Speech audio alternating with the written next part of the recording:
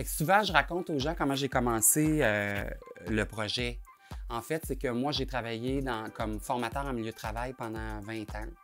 Puis à un moment donné, j'ai décidé que je voulais faire autre chose, quelque chose qui était plus représentatif de ma personnalité, plus créatif, puis qui allait laisser sa trace. Je suis finissant de l'école de mode Marie-Victorin. J'ai commencé à jouer avec du dessin, avec des encres, puis à chercher qu'est-ce que j'allais faire. Mais finalement, j'avais eu une idée à un moment donné. C'était l'idée de faire des housses de couette avec des chemises de flanellette. Je suis rentré dans une friperie. Dans cette friperie-là, il y avait les vêtements de la façon qu'ils étaient classés. Là, tu voyais toutes les couleurs puis les textures de flanelle, tous les carreaux.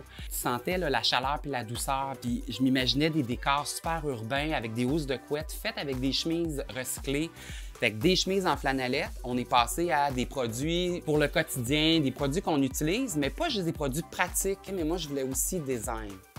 Dans le fond, on travaille comme une industrie par étapes. Mario, lui, il est spécialisé dans les étapes de préparation à la coupe puis la coupe. Il place son veston pour pouvoir découper le contour du veston. On va retirer la doublure, le tissu extérieur, tous les canevas à l'intérieur. Le veston est complètement déconstruit pour pouvoir le mettre à plat et couper les parties du produit, comme un sac par exemple, avec un patron.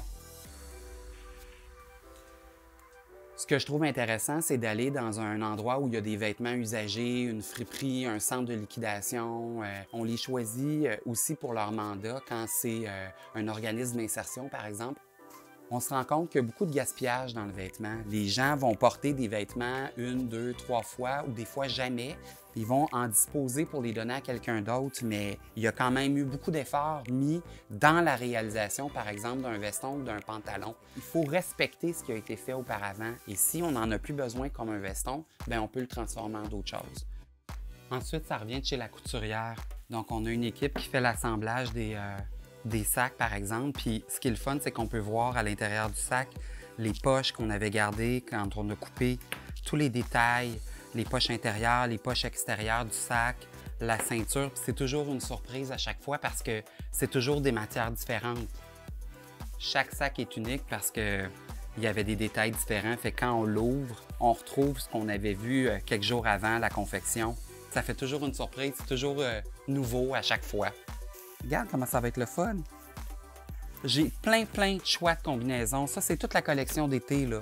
Les beaux produits qui font campagne, qui font de bonne humeur. Ça va être passionnant. Regarde, je peux mettre des panneaux. J'ai trouvé des rideaux. Ici, j'ai des fleurs qui rappellent, regarde les couleurs.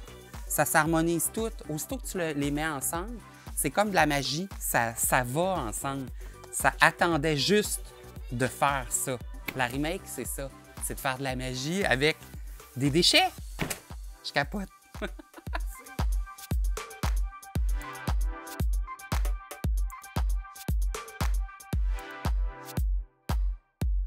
Fait que la remake textile, ben, c'est ça.